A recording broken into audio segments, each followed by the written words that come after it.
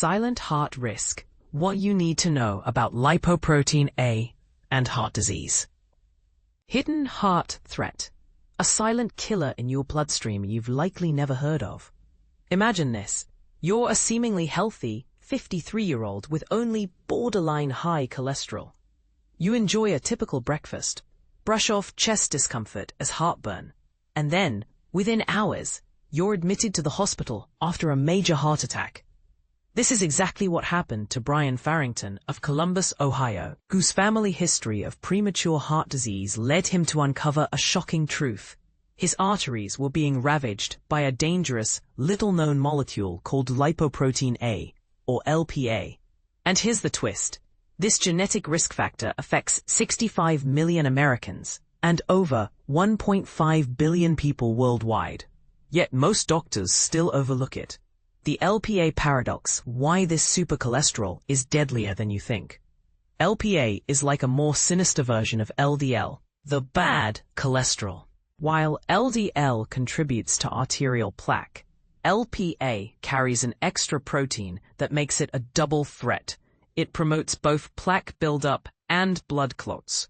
Studies show it significantly increases the risk of heart attacks and strokes, even in young adults with otherwise normal cholesterol levels.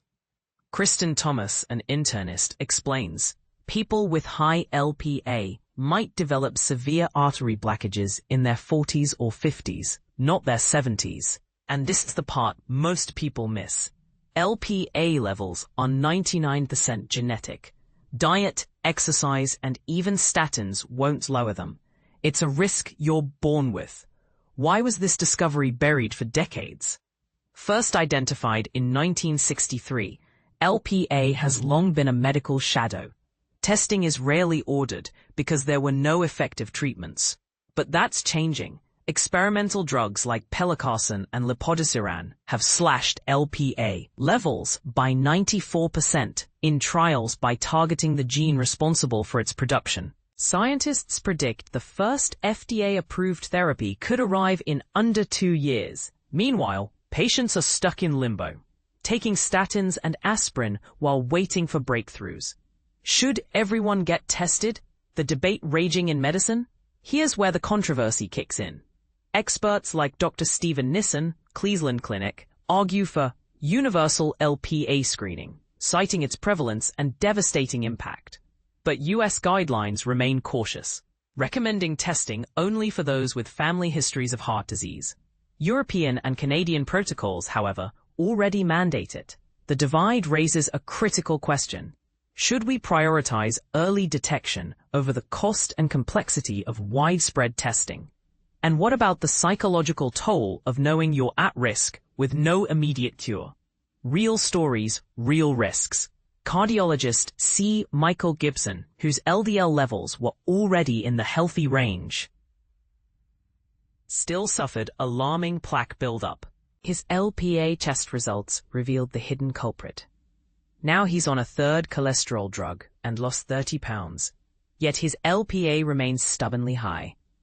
I've taken control as best I can, he says. But what else can I do?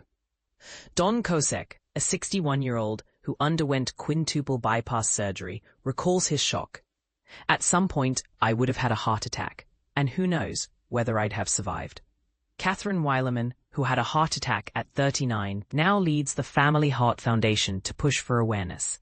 She's hopeful about new treatments, but fears the medical community will lag in adoption. What can you do now? Until therapies arrive, the advice is simple but urgent. Reduce other risk factors. Lower LDL cholesterol through diet, medication, or apheresis, a costly, dialysis-like procedure. And here's a call to action. If you had a family history of early heart disease, demand an LPA test. As internist Kristen Thomas bluntly puts it, we are behind on this, and it's time to catch up. Your turn. What's your stance on universal LPA testing?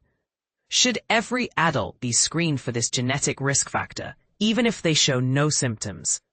Or is the focus better placed on treating known risks first?